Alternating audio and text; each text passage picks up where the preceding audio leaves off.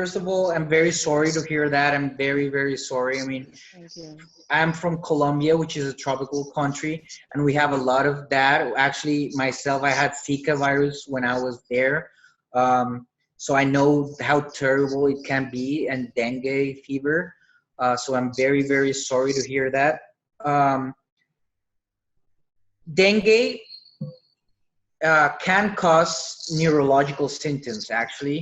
Uh, it's the least population, I mean, it's very uncommon, but it's very dangerous. It's like the most dangerous manifestation of dengue. Actually, the normal way the dengue like goes, the natural history of the disease, how we call it, is that you get I mean, you get bitten by the mosquito in a certain days, like 7 to, I think it's 20 days or something like that. You develop a fever, and certain cells in your blood start to change, meaning some start to go up and some down, being the platelets, the cells that diminished and might actually cause bleeding. That's why it used to be called hemorrhagic dengue. Uh, but it usually has 3 days. When the fever stops and you don't have any more fever, the next 3 days are the most dangerous. We call that the critical phase.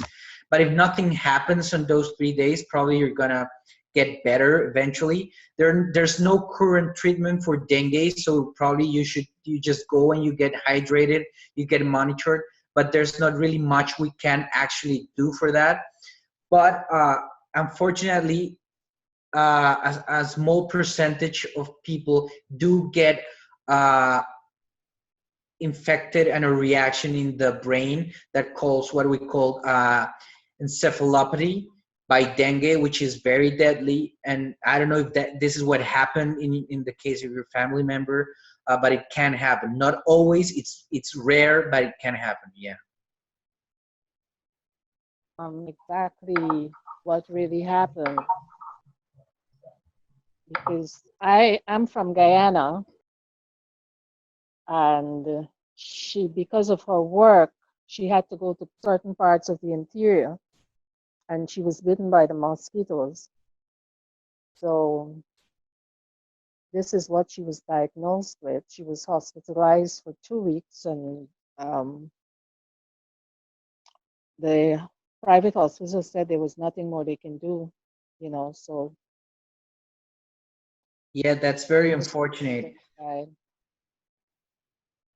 Most cases of dengue fever are like a very bad flu, but nothing more. But some few cases actually develop certain other symptoms, either hemorrhagic by gastric bleeding, or brain bleeding, or joint bleeding, and some even fewer cases develop neurological symptoms. And since I tell you, we don't have any treatment for that, so unfortunately, there's actually very little we can do for those patients.